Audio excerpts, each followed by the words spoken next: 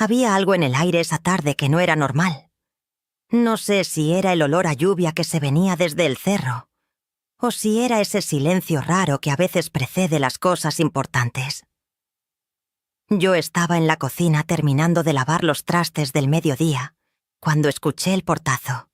Primero uno, luego otro, y luego una voz que reconocí de inmediato, aunque llevaba semanas sin escucharla con esa urgencia particular. Era Rodrigo. No venía a visitarme. Venía con cara de problema, con esa mueca apretada que le sale cuando algo no le salió como esperaba. Traía el teléfono en la mano y lo miraba fijo, como si la pantalla le debiera una explicación. Detrás de él, Valeria, mi nuera, con los brazos cruzados y los labios apretados. No me saludaron, ni siquiera me miraron al principio. Yo sequé mis manos con el trapo de cocina, despacio, y los observé desde el umbral. Mi corazón latía tranquilo. Más tranquilo de lo que yo misma esperaba, para ser honesta. Rodrigo levantó la mirada y me dijo que la tarjeta no jalaba, que había ido al cajero y la máquina le había negado la operación, que seguramente era un error del banco, que necesitaba que yo llamara de inmediato para resolverlo porque él tenía compromisos pendientes. Yo lo miré. Lo miré bien. A él, a Valeria, a ese teléfono que todavía tenía en la mano como si fuera un arma. Y entonces hice algo que no había hecho en muchos años. Nada. No me moví. No fui por mi bolsa. No agarré el teléfono. Simplemente lo miré con toda la calma del mundo y le dije que no había ningún error. Que la tarjeta estaba cancelada. Que los accesos a mi cuenta habían cambiado. Que mi jubilación tenía dueña. Y esa dueña era yo. El silencio que siguió fue de esos que pesan. De esos que ocupan espacio físico en el cuarto. Rodrigo abrió la boca. La cerró. Valeria dio un paso hacia adelante. Y yo, Marta Ibáñez, 74 años, las manos todavía oliendo a jabón de trastes, no me moví ni un centímetro, porque había tardado demasiado en llegar a ese momento, y no iba a echarlo a perder. Lo que ustedes no saben todavía es todo lo que tuve que vivir para llegar a ese punto. ¿Cuántas veces limpié pisos que no ensuciaba? Cociné para gente que no me agradecía, firmé papeles que no entendía bien y sonreí cuando por dentro algo me ardía sin que yo supiera ponerle nombre. Esta historia no empieza en ese cajero. Empieza muchos años antes, en una cocina muy diferente, en una vida que yo construí con mis propias manos y que poco a poco se me fue yendo de entre los dedos sin que nadie me avisara. Así que siéntense, porque esto va a llevar su tiempo. Y vale la pena contarlo desde el principio. Antes de que les cuente todo, necesito pedirles algo con el corazón en la mano. Ustedes están aquí, escuchando esta historia de manera completamente gratuita, y eso para mí significa mucho. Si esta historia les está llamando la atención, si sienten que vale la pena seguirla, regálenme un like ahorita, suscríbanse al canal y activen la campanita para que no se les escape ninguna historia. Y cuéntenme en los comentarios de qué ciudad o país están viendo esto, porque me encanta saber que esta comunidad llega a todos los rincones de América Latina. Su apoyo es lo que hace que estas historias lleguen a más mujeres que las necesitan. Gracias de verdad. Me llamo Marta Ibáñez Fuentes. Tengo 74 años. Nací en Tala, Jalisco, un pueblo chico que queda a unos 40 kilómetros de Guadalajara, en una casa de adobe con piso de cemento pulido que mi madre barría todas las mañanas antes de que saliera el sol. De esa casa y de esa mujer aprendí lo más importante que sé: que el trabajo no avergüenza, que la dignidad no se negocia, y que una mujer puede cargar con el mundo entero sobre los hombros, siempre y cuando sepa cuándo poner el mundo en el suelo y descansar. Lo de saber cuándo descansar me llevó más tiempo aprenderlo. Mucho más tiempo del que debió haberme llevado. Soy la segunda de 4 hermanos. El mayor, Hilario, Se fue al norte cuando tenía 18 años y casi no regresó. La menor, Concepción, a quien le decimos Conchita, se quedó en Tala y todavía vive ahí con su familia.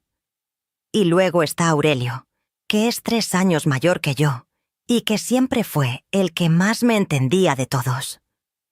Mi papá, don Fortino Ibáñez, trabajó toda su vida en la fábrica de tequila que había en el pueblo. No era hombre de muchas palabras, pero era hombre de presencia. Cuando él llegaba a la casa, el ambiente cambiaba, no de miedo, sino de respeto. Había algo en cómo ponía el sombrero en el perchero, en cómo se sentaba a la mesa, que decía sin decir que ese hombre se había ganado su lugar. Mi madre, doña Esperanza Fuentes de Ibáñez, era todo lo contrario. Palabras, muchas palabras, risas ruidosas, manos siempre ocupadas. Ella hacía tortillas a mano, criaba guajolotes en el traspatio, remendaba ropa ajena para sacar un dinerito extra, y aún así siempre encontraba tiempo para peinarnos antes de la escuela. Yo estudié hasta la secundaria. No porque no quisiera seguir, sino porque en esos tiempos, en ese pueblo, para una muchacha de familia trabajadora la secundaria ya era bastante. Mi papá decía que con eso era suficiente para encontrar un buen trabajo o un buen marido. Yo era lista para los números. Me decía mi maestra de matemáticas, la señorita Dolores, una mujer soltera de lentes gruesos, que olía a lavanda y que me prestaba libros de la pequeña biblioteca que tenía en su casa. Esa señorita me enseñó que leer no era lujo sino necesidad, que una mujer que lee tiene armas que nadie le puede quitar. Me casé a los 22 años con Ernesto Palomino Ruiz, un hombre de Guadalajara que había llegado a Tala a visitar a unos parientes y que se quedó más tiempo del planeado, según él, por culpa del mole de mi mamá. Yo creo que fue por algo más que el mole, pero esa es otra historia. Ernesto era mecánico. Tenía un taller pequeño en la colonia Analco de Guadalajara. Trabajaba duro y era hombre de a de veras, cumplidor, cariñoso a su manera y honesto hasta los huesos. No éramos ricos, jamás fuimos ricos, pero nunca nos faltó lo necesario, y eso en esa época y en esa clase valía mucho. Nos fuimos a vivir a Guadalajara cuando nos casamos, a una casita en renta en la colonia Tetlán, que con el tiempo, con mucho esfuerzo y muchos años de ahorro, terminamos comprando. Esa casa fue el orgullo de mi vida durante muchos años. 2 recámaras, sala comedor, cocina y un pequeño jardincito donde yo sembraba cilantro, epazote y unos geranios rojos que Ernesto me regaló el primer día de Reyes que pasamos ahí. Con Ernesto tuve 2 hijos. Rodrigo, el mayor, que nació en 1975, cuando yo tenía 25 años, y Gabriela, que llegó 3 años después, en el 78. Ernesto y yo los criamos con los mismos valores con los que nosotros habíamos crecido: respeto, trabajo, gratitud. Les enseñamos que las cosas se ganan, que nadie te debe nada, y que la familia se cuida pero no se explota. O eso creímos haberles enseñado. Yo trabajé siempre. Desde antes de casarme había trabajado de cajera en una tienda de telas, y cuando llegamos a Guadalajara encontré trabajo en la cocina de un restaurante del centro. Después, cuando nacieron los niños, me quedé un tiempo en casa, pero en cuanto Rodrigo entró a la primaria, yo ya estaba de vuelta trabajando. En una lavandería primero, luego como cocinera en una fonda de la colonia Oblatos, y finalmente en la empresa donde me jubilé, una bodega de distribución de abarrotes donde trabajé como auxiliar administrativa durante 22 años seguidos. 22 años levantándome a las 6 de la mañana, preparando el desayuno, acomodando la casa, tomando el camión, llegando a esa bodega que olía a cartón húmedo y a detergente, sentándome frente a mis papeles, haciendo mis números y regresando a casa a las 5 de la tarde para preparar la cena. 22 años. Sin faltar un solo día por enfermedad que no fuera una emergencia real. sin quejarme con el jefe más de lo necesario, sin pedir lo que no merecía y sin dejar de pedir lo que sí me correspondía. Cuando me jubilé, en el año 2008, tenía 58 años. Ernesto todavía estaba vivo entonces, aunque ya no estaba bien de salud. Le habían detectado problemas del corazón 2 años antes, y aunque seguía trabajando en su taller, cada vez le costaba más. Recuerdo que el día que fui a recoger mis papeles de jubilación, llegué a la casa con la carpeta bajo el brazo y Ernesto estaba sentado en la sala escuchando el radio. Me miró, me preguntó cómo me había ido y cuando le conté, se levantó con trabajo, me abrazó y me dijo al oído que me lo había ganado, que nadie se lo había regalado. Eso fue lo último que me dijo sobre mi jubilación, porque 3 años después, en mayo de 2011, Ernesto murió de un infarto mientras cerraba el taller. Tenía 63 años, yo me quedé viuda a los 61. Rodrigo tenía 36 años cuando murió su papá, Gabriela 33. Los dos ya tenían sus propias vidas, sus propias casas, sus propias familias. Rodrigo se había casado con Valeria Soto, una mujer de Zapopan con estudios de contabilidad que trabajaba en una oficina de gobierno. Gabriela se había casado con un muchacho de nombre Ignacio, que trabajaba en ventas y con quien tenía 2 hijos pequeños, Sofía y Damián, mis únicos nietos. En ese entonces, la relación con mis 2 hijos era buena, normal, con los altibajos de cualquier familia, pero buena. Lo que no sabía yo en ese momento era que la muerte de Ernesto iba a cambiar muchas cosas.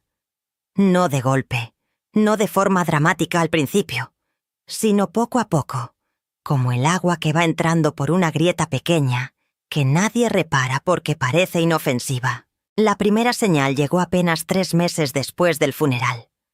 Era un sábado por la mañana de agosto de 2011. Yo estaba en la cocina preparando atole de guayaba, que era lo que más se me antojaba esos días, porque Ernesto siempre lo pedía los sábados, y yo seguía haciéndolo por pura costumbre, quizás para no sentir tanto el vacío de la silla vacía frente a mí. Rodrigo llegó sin avisar, cosa que no era inusual. Se sentó a la mesa, aceptó el atole que le serví, y después de unos minutos de plática sobre nada importante, sacó el tema.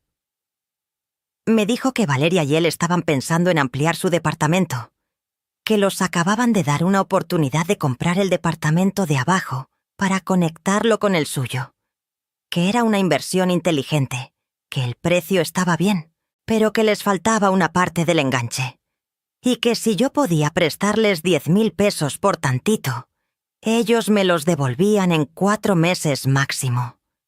Yo lo escuché. Lo miré tomar su atole. Sentí algo raro, no exactamente desconfianza, sino más bien una incomodidad leve que no supe identificar bien en ese momento. Pensé que era normal, que era mi hijo, que Ernesto acababa de morir y que quizás yo estaba sensible a todo. Le pregunté si realmente le alcanzaba para el enganche, aunque yo le prestara eso. Me dijo que sí. Le pregunté cuándo me lo devolvería. Me dijo que en 4 meses, a más tardar. Le presté el dinero. Los 4 meses pasaron, luego 6, luego 8. El dinero nunca volvió. Cuando yo preguntaba, Rodrigo siempre tenía una razón, que el mes estuvo apretado, que tuvieron un gasto imprevisto, que en cuanto pasara tal cosa, me lo daba sin falta. Yo acepté esas razones porque era mi hijo, porque acababa de quedar viuda, porque no quería conflictos y porque 10,000 pesos no era todo mi capital. Me los podía permitir perder, aunque eso no quería decir que estuviera bien perderlos. Esa fue la primera grieta. Pequeña, casi invisible, pero grieta al fin. La vida después de enviudar tiene su propio ritmo, y ese ritmo al principio nadie te lo explica bien. Nadie te dice que los domingos son los días más difíciles. Nadie te avisa que vas a extrañar hasta los hábitos que antes te molestaban, como que Ernesto dejara la llave de agua mal cerrada o que pusiera los zapatos en medio de la sala. Nadie te prepara para el silencio de una casa que antes tenía los ruidos de 2 personas y de pronto solo tiene los tuyos. Yo me adapté. Soy de las que se adaptan. Seguí con mi rutina. Me levantaba temprano, arreglaba la casa, cocinaba, iba al mercado, visitaba a mi comadre Soledad que vivía a 3 cuadras, y los domingos iba a misa en la parroquia de la colonia. Mi jubilación no era una fortuna, pero era suficiente para vivir con dignidad. Recibía 8.500 pesos mensuales del IMSS, tenía la casa propia y sin deudas, y tenía además un ahorro pequeño que Ernesto y yo habíamos juntado durante años para emergencias. No era mucho, pero era mío, completamente mío. Rodrigo empezó a visitarme con más frecuencia a partir del año siguiente, 2012. Al principio me pareció bien. Me dije que el muchacho había perdido a su papá y quería estar más cerca de su mamá. Me dije que eso era natural, que era bueno, que yo también quería verlo más. Las visitas eran siempre agradables. Rodrigo llegaba, a veces solo y a veces con Valeria. Me traía pan de la panadería o frutas del mercado. Platicábamos, comíamos juntos si llegaba a la hora de la comida. Era mi hijo y yo lo amaba. Eso no se pone en duda ni se va a poner en duda en ningún momento de esta historia. Pero con el tiempo empecé a notar algo, que casi siempre, antes de irse, surgía un tema de dinero. No siempre una petición directa. A veces era una queja sobre un gasto imprevisto. A veces era un comentario sobre lo cara que estaba la vida. A veces era la mención de un problema en el trabajo de Valeria o una reparación costosa en el carro. Y yo, que tenía el corazón blando y la costumbre de solucionar problemas, a veces ofrecía ayuda antes de que me la pidieran. Eso fue un error, porque lo que empezó como préstamos esporádicos y voluntarios se fue convirtiendo muy gradualmente en algo diferente, en algo que yo tardé demasiado en nombrar. La segunda señal llegó en la primavera de 2013. Rodrigo me propuso algo que en ese momento sonó completamente razonable. Me dijo que para que yo no tuviera que andar yendo al banco cada vez que necesitara dinero, que él podía ayudarme a tramitar una tarjeta adicional vinculada a mi cuenta, que así, si yo necesitaba algo y no podía salir, o si se me ofrecía una emergencia, él podría ayudarme. Me dijo que sería solo para emergencias, que él me avisaría cada vez que la usara. Yo tenía 63 años entonces. Empezaba a tener algunos achaques normales de la edad. La rodilla derecha me dolía cuando subía escaleras. La presión me andaba un poco alta. Me cansaba más rápido que antes. La idea de tener a alguien de confianza con acceso a mi cuenta en caso de una emergencia me pareció, en ese contexto, una medida prudente. Acepté. Ese fue el momento en que abrí la puerta. No de par en par, todavía no, pero la abrí. La tarjeta adicional llegó a la semana. Rodrigo la guardó él, según para tenerla lista por si acaso. Yo no la vi físicamente nunca. Y en los primeros meses, honestamente, no noté nada raro. Los movimientos de mi cuenta eran normales. Mi jubilación entraba puntual el 17 de cada mes, y el dinero alcanzaba para mis gastos básicos sin problema. Pero entonces llegó la tercera señal, y esta fue más difícil de ignorar. Era noviembre de 2013. Yo había ido al banco a pagar mi recibo de luz, que en ese entonces todavía pagaba en ventanilla, y cuando la empleada me imprimió mi estado de cuenta, vi que había 3 retiros en cajero automático que yo no había hecho. No eran montos enormes, entre 500 y 800 pesos cada uno, pero eran retiros que yo no recordaba haber hecho. Le pregunté a la empleada si podía decirme en qué cajero se habían realizado. Me dijo la sucursal. Eran cajeros de colonias que yo no frecuentaba. Llegué a casa con ese estado de cuenta en la bolsa y una sensación incómoda instalada en el pecho. Llamé a Rodrigo. Le pregunté si había usado la tarjeta adicional. Me dijo que sí, que había tenido que hacer unos pagos urgentes, pero que me los iba a reponer a fin de mes. Me dijo que se le había olvidado avisarme. Me pidió disculpas. Yo acepté la explicación, pero guardé ese estado de cuenta en un cajón. ¿Por qué lo guardé? Honestamente, no lo sé con certeza. Creo que en ese momento una parte de mí, una parte pequeña y muy callada, empezó a registrar información, aunque la otra parte de mí no quisiera escucharla todavía. Como cuando uno sabe que algo está mal en la casa, pero no quiere revisar de dónde viene el olor, porque tiene miedo de lo que va a encontrar. La cuarta señal llegó en el verano de 2014, y esta ya no fue tan fácil de justificar. Mi comadre Soledad, que es mujer de pocas palabras pero de mucha observación, me preguntó un día si Rodrigo y Valeria habían ido de vacaciones. Le dije que no sabía, que no me habían dicho nada. Me dijo que los había visto en unas fotos que había subido Valeria a la red social, en un hotel de Mazatlán. Fotos de playa, de restaurante fino, de paseos en lancha. Me dijo que se veían muy a gusto. Me lo dijo sin malicia, de pasada. Pero a mí algo se me apretó por dentro. Ese mes, cuando revisé mi estado de cuenta, vi que faltaban 4.000 pesos que no correspondían a ningún gasto mío. El saldo que me quedó después del 17 fue notablemente más ajustado que de costumbre. Yo había planeado comprar unos medicamentos nuevos que me había recetado el doctor y tuve que posponer la compra hasta el mes siguiente. Cuando le pregunté a Rodrigo, me dijo que había tenido un apuro con una deuda de Valeria de antes de casarse, que era algo delicado, que me lo pagaba sin falta en 2 meses. No me lo pagó. La quinta señal fue más sutil pero más dolorosa. Era diciembre de 2014, las posadas. Gabriela organizó la reunión familiar en su casa ese año, como lo hacía casi siempre. Cuando llegué, vi que Rodrigo y Valeria llegaron después en un carro nuevo. Un carro del año, bonito, del que yo no sabía nada. Gabriela me preguntó en voz baja si yo sabía que habían comprado carro. Le dije que no. Me miró de una forma que no supe leer bien en ese momento, pero que ahora entiendo perfectamente. Esa noche, cuando ya todos nos habíamos tomado el ponche y los niños jugaban con sus juguetes, Rodrigo me dijo al oído, muy casual, que habían podido comprar el carro gracias al ahorro que habían hecho durante el año y a un pequeño crédito, y que le habían dado un plan muy bueno.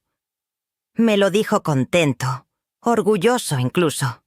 Yo lo felicité porque no supe qué más hacer.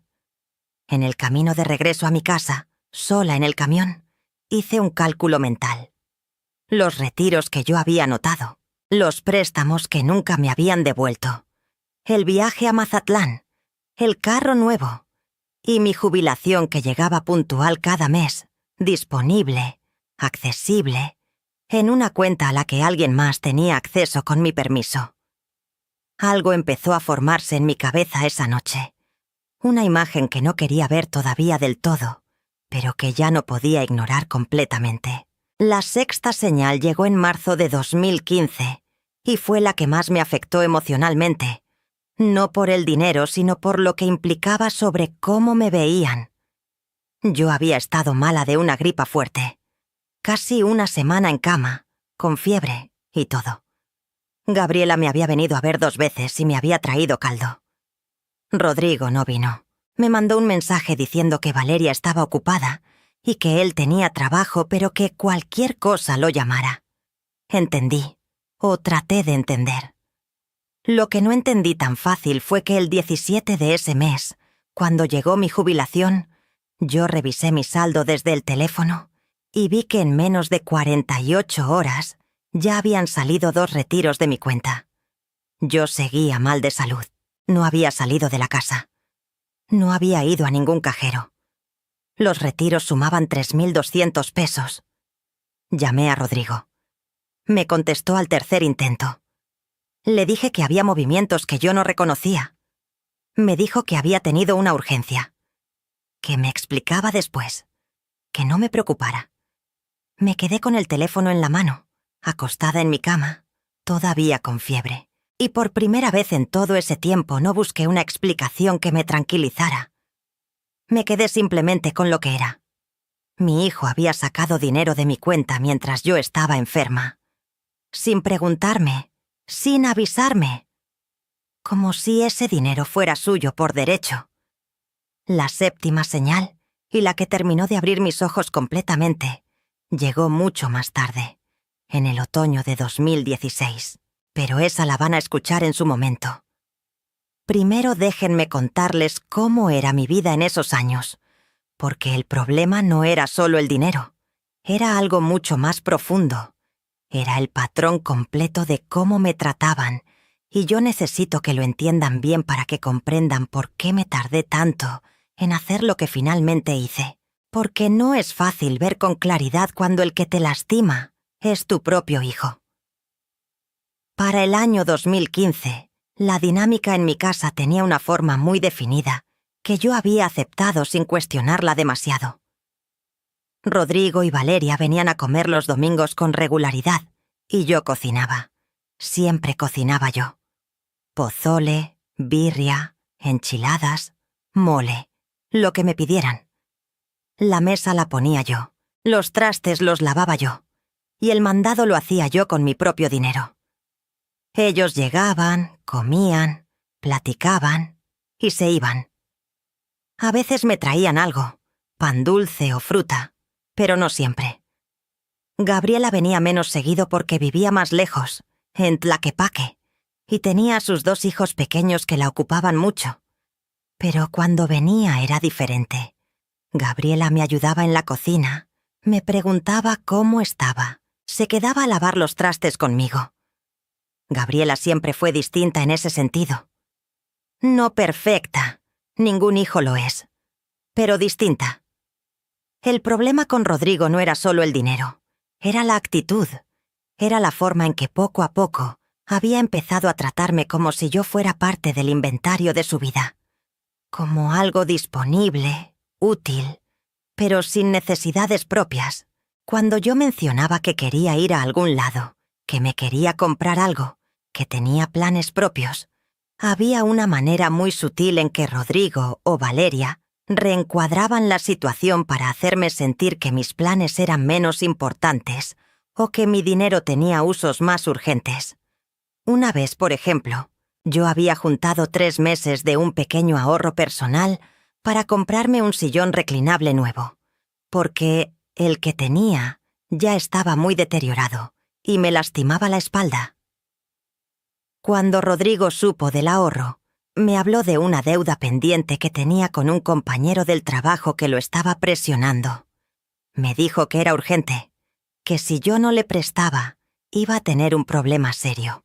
Yo esperé el pago que nunca llegó y seguí sentándome en el sillón roto durante 2 años más. Eso era lo que pasaba. Y yo lo permitía. Lo permitía por amor, sí, pero también por algo más que es más difícil de confesar. Por miedo a quedarme sola. Desde que Ernesto murió, la presencia de Rodrigo, aunque fuera esa presencia que me costaba dinero y me dejaba con el saldo justo, era lo que más se parecía a tener compañía, a sentir que seguía siendo importante para alguien, a no ser invisible.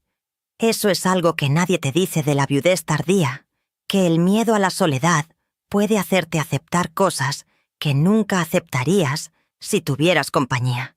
Que la necesidad de afecto puede convertirse en una vulnerabilidad que otros, sin siquiera proponérselo conscientemente, terminan usando. No digo que Rodrigo lo planeara con maldad desde el principio. No me gusta pensar eso de mi hijo. Lo que creo es que las cosas empezaron de forma más o menos inocente y se fueron convirtiendo en hábito. El hábito de recurrir a mí cuando había un apuro. El hábito de que yo siempre dijera que sí. El hábito de que mi dinero estuviera disponible sin complicaciones. Y cuando algo se vuelve hábito, la persona que lo practica deja de ver el daño que causa porque ya no lo ve como daño, lo ve como normalidad. Esa normalidad se fue instalando en mi vida durante 4 años, del 2011 al 2015, con la misma sutileza con que se instala el polvo en los rincones. No lo notas de un día para otro. Un día volteas y está ahí, acumulado, y te preguntas cuándo llegó. La octava señal, sin embargo, fue imposible de ignorar, y fue la que me puso en alerta total. Era enero de 2017. Yo había ido aquí a hacer un pago de agua en el banco, en la sucursal que quedaba a 2 cuadras de mi casa. Mientras esperaba en la fila, vi que el cajero automático tenía pantalla grande y podía verse desde donde yo estaba. Y vi a un hombre joven que reconocí de inmediato. Era el cuñado de Valeria, un muchacho de nombre Bruno, que yo había visto en 2 o 3 reuniones familiares. Bruno estaba usando el cajero con una tarjeta. No habría sido nada particular, excepto que yo, por alguna razón que no supe explicarme en ese momento, me quedé mirando. Y vi algo que me heló la sangre. La pantalla del cajero mostraba una información que no debería haber podido ver desde donde estaba, pero el ángulo era exacto, y mis ojos todavía servían muy bien. No vi el número de cuenta ni el monto exacto, pero vi, claramente, el nombre del cuentahabiente que aparecía en la pantalla cuando se aprobó la operación. Era mi nombre, Marta Ibáñez. Bruno usó mi tarjeta, guardó el dinero en la bolsa y se fue sin voltear a verme. Yo salí del banco sin hacer mi pago. Me fui directo a mi casa. Me senté en el sillón roto que seguía siendo roto porque mis ahorros siempre tenían otro destino. Y estuve sentada ahí, con las manos en el regazo, durante no sé cuánto tiempo, pensando, recordando, conectando puntos que llevaban años esperando ser conectados. ¿Cuántas personas tenían acceso a mi tarjeta? ¿Rodrigo se la había prestado a Bruno? ¿O era Valeria quien la usaba a veces y Rodrigo otras? ¿Cuánto dinero habían sacado en total a lo largo de todos esos años? No lo sabía con certeza, pero ya sabía suficiente para entender que lo que estaba pasando no era un malentendido familiar. Era otra cosa. Esa tarde llamé a Gabriela. No le dije todo todavía, solo le pregunté, de forma muy natural, si ella sabía algo de cómo manejaba Rodrigo sus finanzas. Gabriela se quedó callada un momento y luego me dijo algo que se me quedó grabado para siempre. Me dijo que no se metía en eso, pero que a veces le preocupaba cómo gastaba su hermano. Me dijo que una vez Valeria le había presumido una bolsa de marca que había comprado, y Gabriela le había preguntado cómo le habían alcanzado, y Valeria había dicho algo muy vago sobre que habían tenido un buen mes. Eso fue todo lo que me dijo, pero fue suficiente. Esa noche no dormí bien. Estuve mirando el techo de mi cuarto, el mismo techo que había mirado miles de noches con Ernesto a mi lado, y pensé en él. Pensé en lo que habría dicho si supiera lo que estaba pasando. Pensé que Ernesto hubiera actuado, que no se habría quedado callado ni un segundo. Y pensé que yo tampoco me iba a quedar callada mucho más tiempo. Si están llegando hasta aquí con esta historia, me da tanto gusto. ¿Saben qué haría yo en el lugar de Marta ahí, viendo a ese muchacho en el cajero? Cuéntenme en los comentarios. Y si todavía no le han dado like a este video, ese corazoncito les toma un segundo.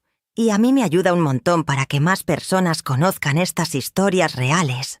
Gracias de corazón. La séptima señal, la que yo mencioné antes que llegó en el otoño de 2016. Necesito contarla ahora porque es la que precedió todo lo que vino después. Fue, en realidad, la más reveladora de todas.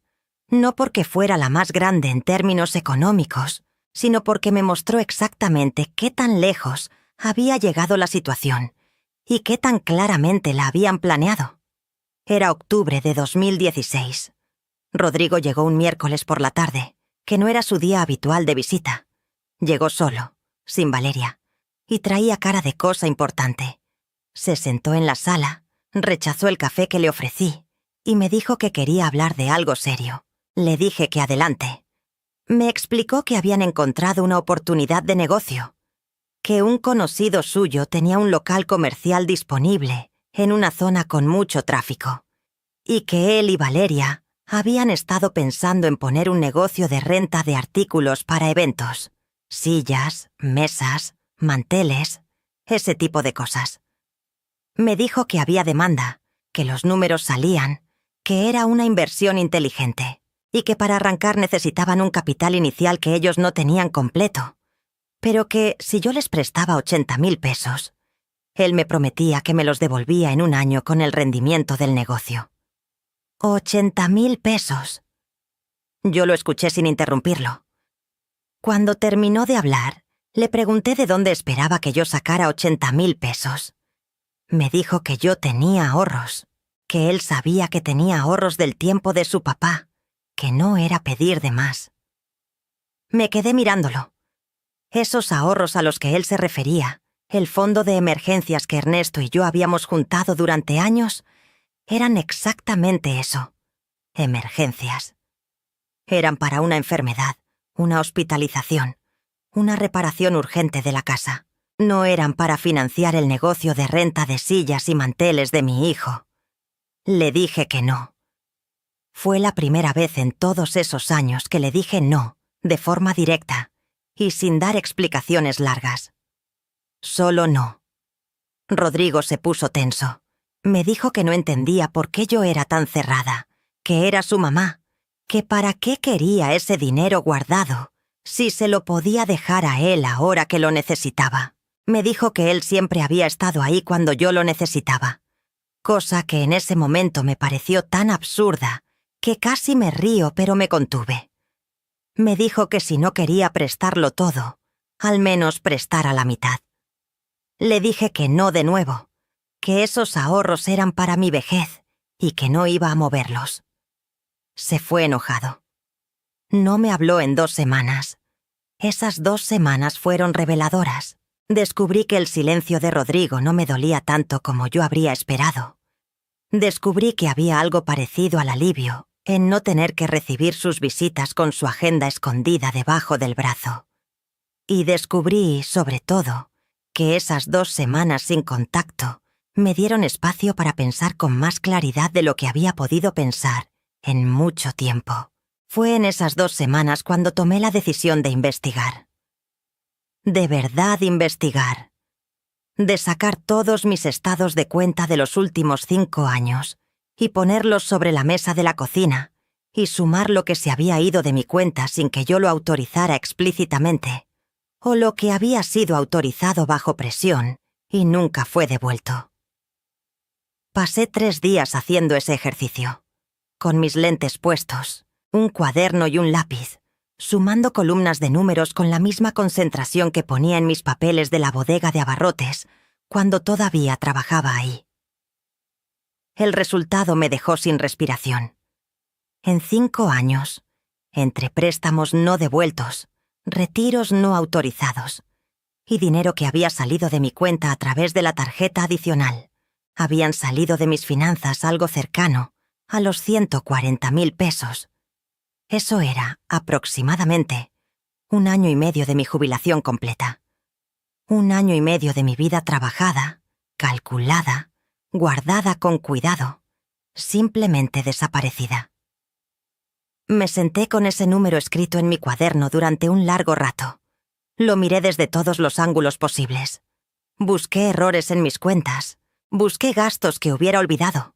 Busqué una explicación alternativa que hiciera ese número más pequeño o menos doloroso. No la encontré. Lo que encontré, en cambio, fue claridad.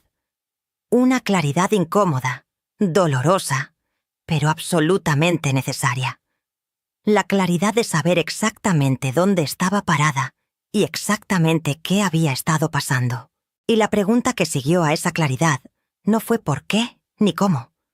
La pregunta fue, ¿y ahora qué hago yo? Los 2 días que siguieron fueron de los más tranquilos y, al mismo tiempo, más intensos de mi vida. Tranquilos porque, por fuera, yo seguía con mi rutina. Me levantaba, hacía mi café, limpiaba la casa, salía al mercado, Por dentro, sin embargo, algo se había movido de lugar de manera permanente. Era como cuando reacomodas los muebles de una habitación y aunque quieras regresar todo a donde estaba, ya sabes que se ve mejor así y no puedes deshacerlo. Fui al banco. A la sucursal de siempre, donde me conocía la señorita de ventanilla, una muchacha de nombre Fabiola, que me trataba siempre con mucha amabilidad. Le expliqué que quería revisar todos los movimientos de mi cuenta de los últimos meses con detalle y que quería saber el proceso para cancelar una tarjeta adicional. Fabiola me llevó con el ejecutivo de cuenta, un señor joven de nombre Carlos, que me explicó todo con paciencia, que podía cancelar la tarjeta adicional en ese mismo momento con una solicitud firmada, que además podía cambiar mi NIP y mi contraseña de banca en línea, que esas acciones eran definitivas y que la persona que tuviera la tarjeta adicional no recibiría aviso previo. Simplemente la tarjeta dejaría de funcionar. Le dije que quería hacerlo todo ese mismo día. Pero entonces me detuve.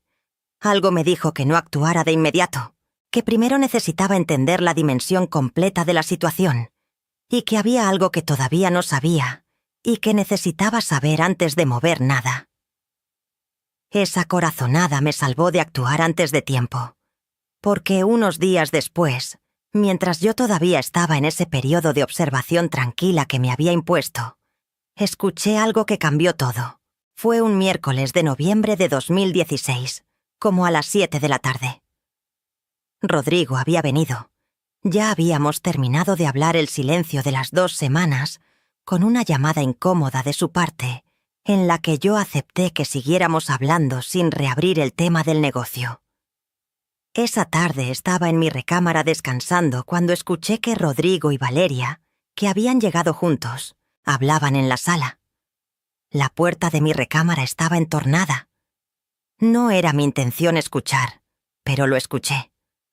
Valeria le decía a Rodrigo que tenían que apurarse, que si esperaban mucho, la oportunidad se iba, que el banco ya les había dicho que para el crédito que querían pedir necesitaban una garantía más sólida y que si usaban la pensión de la señora como respaldo del crédito, podrían calificar para el monto completo. Que había que hablar con ella y convencerla de que firmara algo. Rodrigo dijo que no sabía si su mamá iba a aceptar. Valeria dijo que tenía que convencerla, que era lo más fácil, que era dinero seguro porque la pensión llegaba todos los meses sin falta y que el banco ni siquiera iba a poner peros. Me quedé completamente inmóvil en mi cama, con los ojos abiertos en el techo, con el corazón latiendo de una forma que no era miedo, ni era furia todavía. Era algo anterior a todo eso.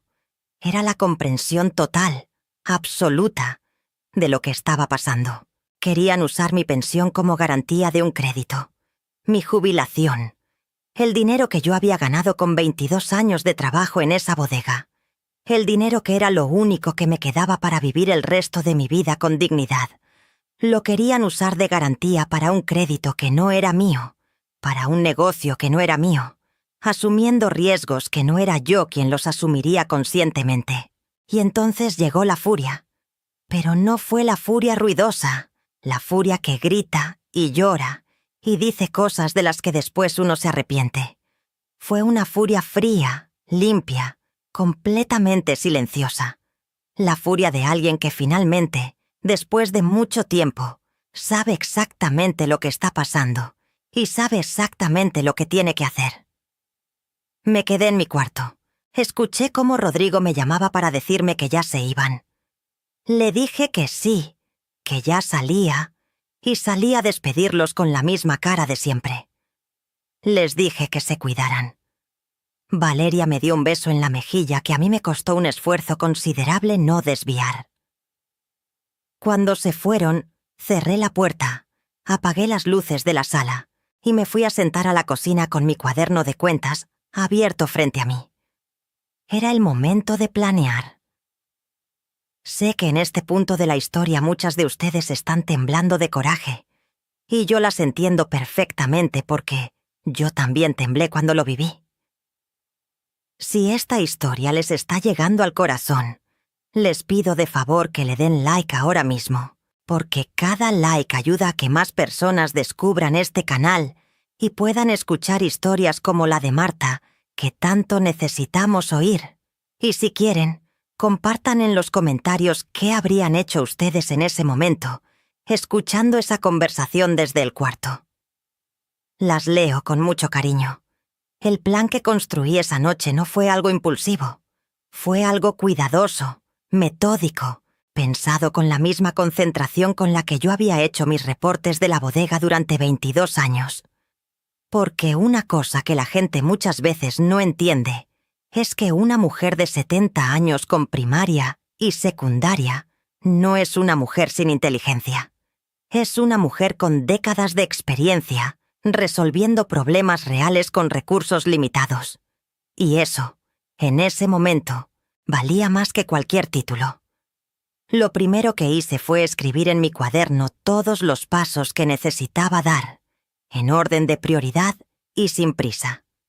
Porque la prisa es lo que hace que la gente cometa errores, y yo no podía darme el lujo de cometer errores.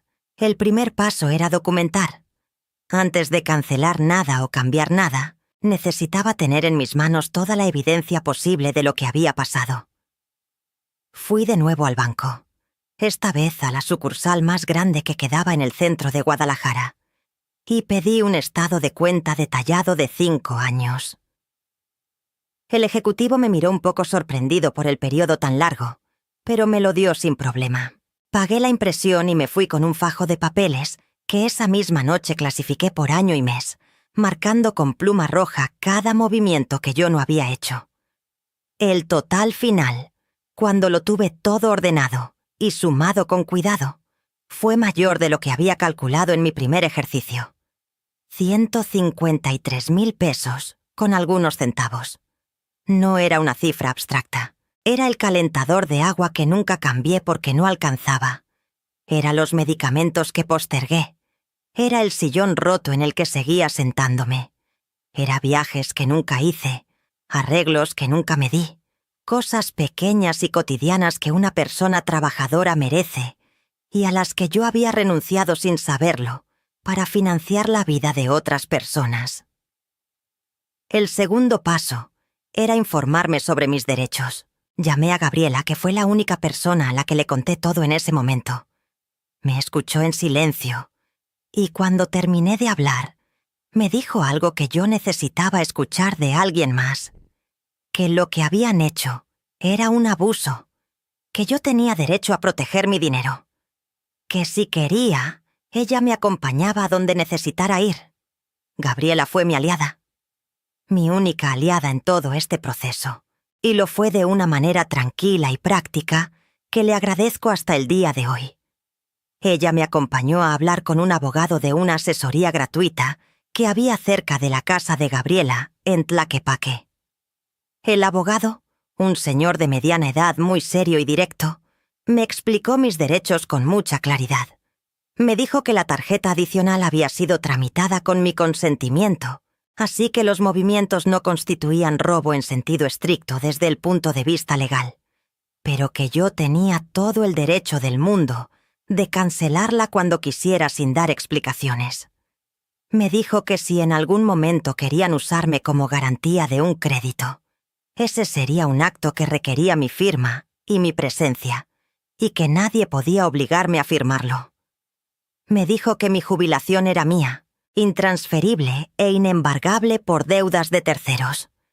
Esa información fue la armadura que necesitaba. El tercer paso del plan fue de los más delicados: decidir el momento exacto para actuar. Porque no era lo mismo cancelar la tarjeta en un martes cualquiera que hacerlo en un momento específico que tuviera el efecto máximo. Yo quería que cuando la tarjeta dejara de funcionar, hubiera alguien que lo comprobara de primera mano. Que no pudieran decir que fue un error del banco o un malentendido técnico. Que quedara absolutamente claro que fue una decisión mía, deliberada y consciente. Para eso necesitaba saber cuándo iban a usar la tarjeta, y eso no era difícil de calcular. Mi jubilación llegaba el 17 de cada mes. Rodrigo tenía el hábito, que yo había observado a lo largo de años, de hacer retiros en los 2 o 3 días siguientes, al 16 o 17. Era consistente como un reloj, así que si yo hacía los cambios en la cuenta el 18 o 19 de diciembre, justo cuando el dinero acababa de entrar, la tarjeta dejaría de funcionar exactamente cuando él o Valeria o Bruno fueran al cajero. El cuarto paso fue hablar con Fabiola en el banco, la señorita de ventanilla que me conocía. Le expliqué que quería cancelar mi tarjeta adicional y cambiar todos mis accesos, y que quería que se hiciera de forma efectiva de inmediato. Fabiola me ayudó con todo: cancelación de la tarjeta adicional, cambio de NIP, cambio de contraseña de banca en línea y registro de mi huella, actualizado como único método de autenticación en ventanilla. Todo quedó listo el 16 de diciembre de 2016, un día antes de que llegara mi jubilación de ese mes. El 17, el dinero entró como siempre, 8.500 pesos, puntualísimos, en mi cuenta. Pero esta vez, por primera vez en años, ese dinero estaba completamente a salvo. Nadie más podía tocarlo sin pasar por encima de mí. El quinto paso del plan fue el más difícil de todos. No porque fuera complicado, sino porque requería algo que yo había estado guardando durante semanas: la calma. La calma de estar sentada en mi casa, sabiendo lo que estaba por venir, y esperar. Preparé la casa con cuidado esa semana, no para una confrontación dramática, sino para algo más importante: para la claridad.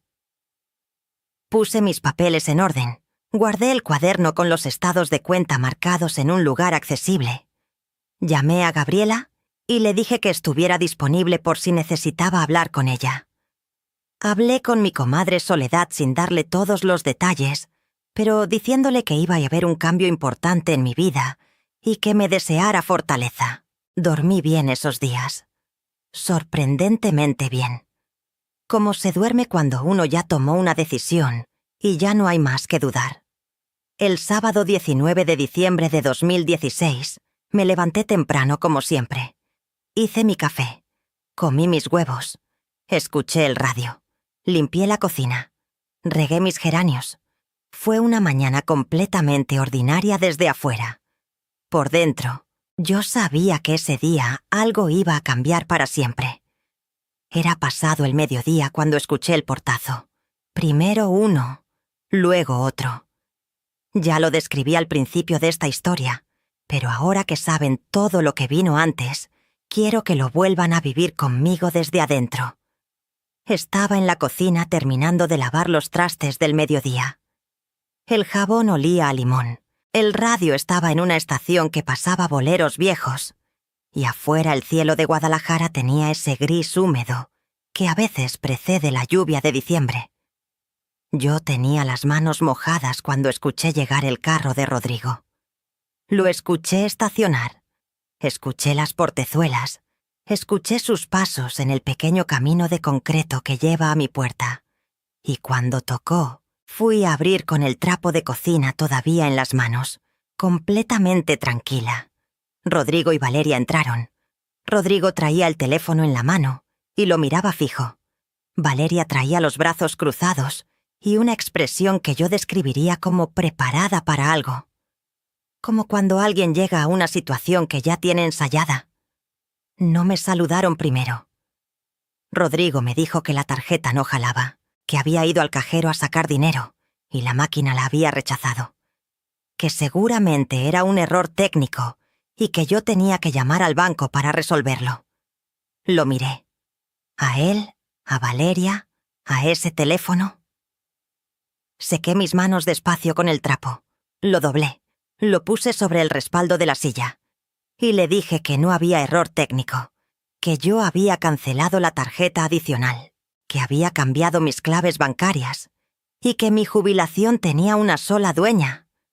El silencio que llegó después de eso fue de esos que se pueden medir en grados de temperatura. La sala se puso fría de golpe, aunque afuera no hacía frío. Rodrigo parpadeó. Me dijo que por qué había hecho eso sin avisarle, que él dependía de ese acceso, que había compromisos, que cómo se le iba a ocurrir hacer eso así de repente. Yo fui a la mesa de la sala y tomé el folder que había preparado desde 2 días antes. Un folder azul marino, de los que yo usaba en la bodega para los reportes importantes. Lo abrí y lo puse sobre la mesa frente a ellos. Eran los estados de cuenta con las marcas rojas. 5 años de movimientos. Las sumas al final de cada año. El total. Le dije que no había sido de repente. Que llevaba 5 años mirando ese folder llenarse. Rodrigo lo miró. Valeria también lo miró. Hubo un momento en que los dos se miraron entre ellos. Y en esa mirada cruzada yo vi muchas cosas. Sorpresa de que yo tuviera esa información. Cálculo de qué decir a continuación. Y algo más que era más difícil de nombrar, pero que estaba ahí. Rodrigo empezó a hablar. Me dijo que esos movimientos tenían explicación, que había urgencias que yo no recordaba haber autorizado, que él siempre había tenido intención de reponer todo, que yo lo estaba haciendo quedar muy mal frente a su esposa. Le dije que no estaba haciendo nada, que solo estaba mostrando los números. Valeria dijo algo. Me dijo que yo siempre había sido muy desconfiada, que Rodrigo era mi hijo, y que cómo era posible que lo tratara como un ladrón. Usó esa palabra, ladrón. La puso sobre la mesa antes de que yo la pusiera. Yo la dejé ahí sin recogerla. Solo le dije que si quería hablar de esa palabra, que conversáramos sobre quién la había puesto en juego primero. Rodrigo se levantó. Me dijo que eso no era justo, que él había estado ahí siempre que yo lo necesité, que quién había ido al velorio de su papá, quién había ayudado a organizar el funeral, quién siempre estaba disponible cuando yo llamaba. Le dije que agradecía todo eso, que lo amaba, que era mi hijo y siempre iba a ser mi hijo, pero que el amor no era sinónimo de un acceso ilimitado a mi dinero, que ninguna de esas cosas me las había cobrado él y que no había ninguna razón por la que yo le debiera 1 año y medio de mi pensión. Le dije también que sabía de la conversación sobre el crédito y la garantía. No le dije cómo lo sabía, solo le dije que lo sabía. Ese fue el momento en que Rodrigo se quedó completamente quieto, sin palabras. Valeria recogió su bolsa del sillón. Le dijo a Rodrigo en voz baja que se fueran. Rodrigo me miró una última vez con una expresión que yo todavía no sé cómo definir exactamente. No era solo enojo. Era algo mezclado, confuso, como el de alguien que acaba de darse cuenta de algo que no quería darse cuenta. Se fueron. Cerré la puerta detrás de ellos. Me quedé parada en el pasillo de mi casa, con el folder azul todavía en la mano. Afuera, escuché el carro arrancar y alejarse. No lloré. No en ese momento. Fui a la cocina, calenté lo que quedaba de mi café del mediodía y me senté a la mesa con la taza entre las manos y los geranios rojos en el jardincito que se veía desde la ventana. Y lo que sentí, más que nada, fue algo parecido al peso que se va cuando uno deja de cargar algo muy pesado durante mucho tiempo. No alivio todavía, no exactamente, sino el primer momento de conciencia de que ya no era necesario seguir cargándolo. Las semanas que siguieron a ese sábado de diciembre fueron complicadas, como era de esperarse. Rodrigo no me llamó en 2 semanas. Valeria no me llamó en absoluto. Los rumores de lo que había pasado llegaron eventualmente a algunos familiares. Una cuñada de Rodrigo que era muy platicadora, una prima de Valeria que vivía en la misma colonia que yo. La narrativa que circuló al principio, la que Rodrigo contó por su lado, era que yo me había vuelto desconfiada y difícil, que me habían influenciado personas externas, que había actuado de forma injusta con él. Esa versión llegó también a oídos de algunos conocidos de mi colonia. Hubo personas que me miraron diferente por un tiempo, con esa incomodidad de quien no sabe de qué lado ponerse cuando hay un problema familiar. Mi vecina de enfrente, la señora Refugio, me preguntó con mucho tacto si estaba bien. Yo le dije que sí, que había tomado algunas decisiones difíciles pero necesarias. Gabriela fue la que me mantuvo conectada con la realidad en esas semanas. Me llamaba todos los días, me visitaba los fines de semana, me traía a los niños, a Sofía y a Damián, que llenaban mi casa de ruido y vida de una forma que me hacía un bien enorme. Gabriela nunca juzgó a su hermano en voz alta frente a mí, pero tampoco invalidó lo que yo había vivido. Ese equilibrio que ella mantuvo fue una forma de sabiduría que le reconozco hasta hoy. En enero de 2017 fui de vuelta al abogado que me había asesorado con Gabriela. Le conté lo que había pasado. Me dijo que había actuado correctamente dentro de mis derechos y que si Rodrigo quisiera reclamarme algo legalmente, no tendría ningún sustento, porque yo era la titular de la cuenta y cancelar una tarjeta adicional es un derecho que nadie te puede disputar. Me dijo que si en algún momento Rodrigo intentaba presionarme para firmar algo relacionado con un crédito, que no firmara nada sin revisarlo con él primero. No hubo presiones legales. Rodrigo sabía, creo, que el terreno que pisaba era delgado. Lo que sí hubo fue una conversación, 3 meses después de ese diciembre, que fue la más difícil y la más necesaria de todas. Rodrigo me llamó un domingo por la mañana. Me dijo que quería venir a hablar conmigo. Solo él, sin Valeria. Le dije que sí. Llegó diferente. Sin la prisa de siempre, sin el teléfono en la mano, sin esa actitud de quien llega con una agenda. Llegó con cara de haber pensado mucho. Se sentó a la mesa de la cocina, aceptó el café que le serví y se quedó callado un momento antes de hablar. Me dijo que había estado pensando, que cuando vio esos estados de cuenta con las marcas rojas, al principio quiso enojarse y encontrar argumentos para defenderse, pero que cuando llegó a su casa esa noche y estuvo solo y lo pensó con honestidad, no pudo, porque los números eran los números y los números no mentían. Me dijo que lo sentía. Yo lo miré. Miré a mi hijo de 41 años sentado frente a mí con cara de niño arrepentido, y sentí las dos cosas al mismo tiempo: el amor que siempre había sentido por él y el dolor de lo que había pasado. Las dos cosas juntas, sin que una cancelara la otra. Le dije que lo escuchaba. Le pregunté si entendía lo que había hecho. No en términos de dinero, sino en términos de confianza. Le pregunté si entendía lo que significa vaciarse el dinero de una jubilada que vive sola, que no tiene otro ingreso, que guardó ese dinero con décadas de trabajo. Se le aguaron los ojos. Me dijo que sí, que lo entendía, que no tenía excusa. Le dije que lo perdonaba porque era mi hijo y porque cargar rencor a los 70 años es una carga demasiado pesada para mi espalda. Pero que perdonar no era olvidar, que las cosas entre nosotros iban a ser diferentes a partir de ese momento, que podía seguir siendo mi hijo y seguir viniendo a visitarme, pero que mis finanzas eran privadas y que eso no se iba a negociar jamás. Me dijo que entendía, que aceptaba esas condiciones. No sé si la conversación de ese domingo resolvió todo. No creo que las heridas de ese tipo se resuelvan en una sola conversación, pero fue el inicio de algo diferente. Un reset, quizás. Un punto de partida nuevo desde el que intentar construir algo más honesto. Valeria fue más difícil. Tardó muchos meses en hablarme directamente.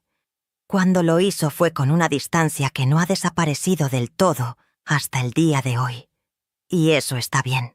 No todo en la vida se repara completamente. A veces los lazos quedan, pero más delgados. Con Gabriela, en cambio, la relación se fortaleció. El hecho de que ella hubiera estado de mi lado, de que me hubiera acompañado sin juzgar, creó entre nosotras un tipo de confianza que antes no existía de esa manera. Empezamos a hablar más seguido, a visitarnos con más calma, a ser cómplices de una manera que antes no habíamos sido. Los primeros meses de 2017 fueron de aprendizaje. Aprendí a revisar mi cuenta todos los meses, a guardar mis estados de cuenta organizados, a no compartir información bancaria con nadie, aunque fuera familia. Aprendí a decir no sin disculparme. Aprendí a distinguir entre el amor que da y el amor que toma, y a entender que los dos existen, y que solo uno de ellos es amor de verdad. También aprendí algo que no esperaba. Aprendí a gastar en mí misma sin culpa. El primer gasto grande que hice con mi jubilación, después de ese diciembre, fue el sillón reclinable. El que había querido comprarme desde hacía años. Fui a la mueblería. Lo escogí yo sola con todo el tiempo del mundo. Elegí el color que me gustó y lo pagué sin que nadie me dijera que había algo más urgente o más importante. Llegó a mi casa un jueves por la tarde y cuando me senté en él por primera vez y recosté el respaldo y puse los pies en el reposapiés, cerré los ojos y me quedé así unos minutos. Era un sillón. Solo un sillón. Pero en ese momento representaba algo mucho más grande. Representaba que mi dinero, mi trabajo, mi vejez, eran míos, completamente míos, y que yo podía hacer con ellos lo que yo decidiera. Ese año también me inscribí en un taller de tejido que daba la Casa de la Cultura de la Colonia los martes y jueves. Había una señora de nombre Beatriz que lo dirigía y que era muy simpática, y un grupo de mujeres de edades parecidas a la mía, con quienes fui haciendo amistad. Esas amigas nuevas, esas tardes de tejido con café y plática, se convirtieron en algo que yo no sabía que me hacía falta y que resultó ser esencial. Empecé a salir más, a veces iba al teatro, que lo había dejado de hacer desde que Ernesto murió, porque sentía raro ir sola. Descubrí que ir sola al teatro no era triste, era libre. Me sentaba donde quería, me quedaba hasta el final sin apurar a nadie, y en el camino de regreso pensaba en lo que había visto, y lo disfrutaba en silencio. Fui a visitar a Conchita, mi hermana en Tala, que no la había visitado en 4 años. Me quedé 5 días.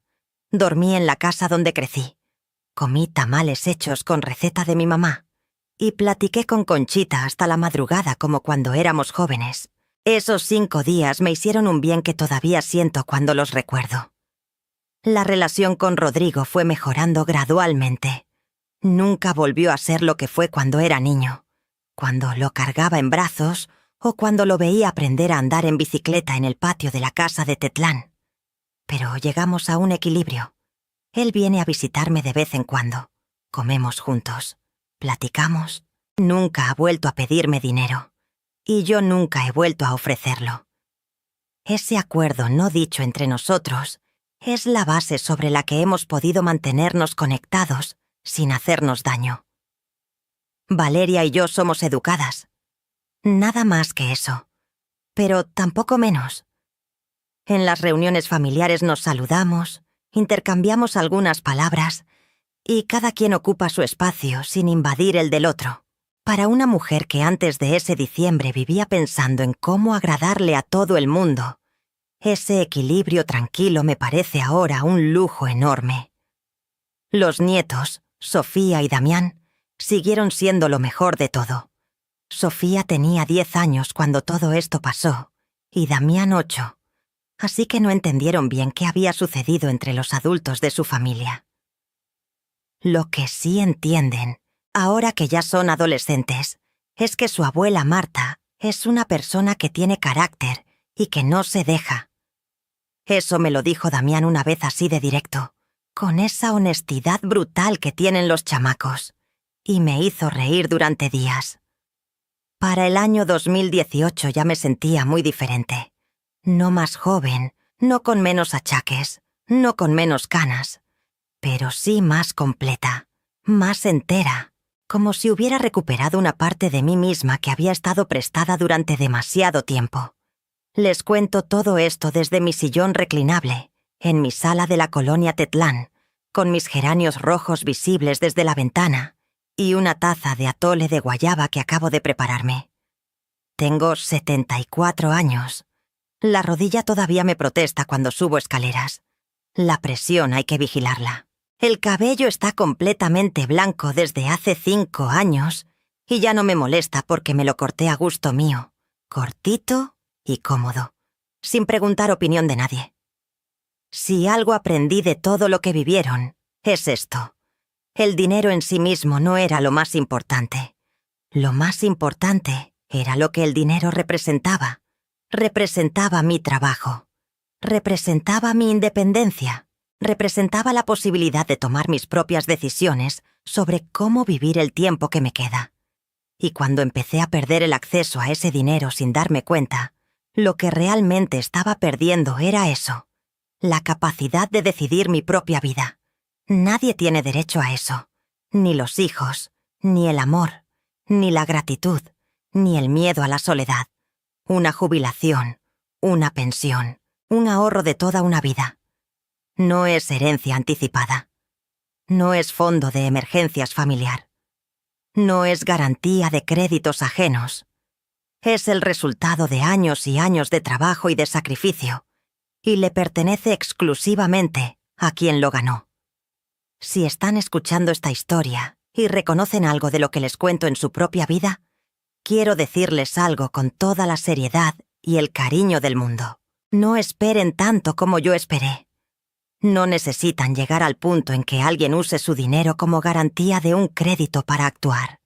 Actúen antes. Revisen sus cuentas. Conozcan sus derechos. Hablen con alguien de confianza. Y recuerden que proteger sus propios recursos no es egoísmo. Es dignidad. Yo tardé 5 años en hacer lo que podría haber hecho en el primero. Y aunque no me arrepiento del camino que tomé porque cada paso me enseñó algo, sí pienso que otras mujeres merecen no perder tanto tiempo ni tanto dinero antes de llegar a la misma conclusión. También quiero decirles algo sobre los hijos, porque sé que muchas de ustedes, si están en una situación parecida, la cosa más difícil no es el dinero, es el amor, es el miedo de que si ponen un límite, van a perder el afecto de esa persona. Es el pensamiento de que prefieren aguantar a quedarse solas. Les digo desde mi experiencia que ese miedo, aunque real, está basado en una premisa falsa. Los límites no destruyen el amor verdadero. Lo que hacen es separar el amor del abuso. Y cuando esa separación ocurre, lo que queda es más honesto, más limpio, más sostenible. La relación que tengo ahora con Rodrigo no es perfecta, pero es real, y eso vale más que una relación perfecta que era una ficción mantenida con mi propio dinero. Si llegaron hasta aquí con esta historia, les mando un abrazo enorme desde el fondo de mi corazón. De verdad que sí. Este canal existe porque ustedes lo hacen existir con su presencia y su apoyo. Si esta historia de Marta les movió algo, si la reconocen, si la van a pensar esta noche, les pido de favor que le den like ahora mismo, que se suscriban al canal y activen la campanita para que no se pierdan ninguna historia. Y que me cuenten en los comentarios de qué país o ciudad están viendo esto. Cada comentario, cada like, cada suscripción hace que estas historias lleguen a más mujeres que las necesitan escuchar. Gracias de verdad, de todo corazón. Nunca es tarde para proteger lo que uno ha ganado con sus propias manos. Nunca es tarde para aprender a decir no. Nunca es tarde para darse cuenta de que el amor que uno merece no se compra ni se paga, y que el dinero que uno ganó con trabajo y esfuerzo tiene un solo dueño legítimo, uno mismo. Yo lo aprendí a los 70 años, sentada en mi cocina con un cuaderno lleno de números y la claridad fría de alguien que finalmente ve las cosas como son. Espero que ustedes lo aprendan mucho antes. Con todo mi cariño, Marta Ibáñez Fuentes, Guadalajara, Jalisco. Hasta la próxima historia.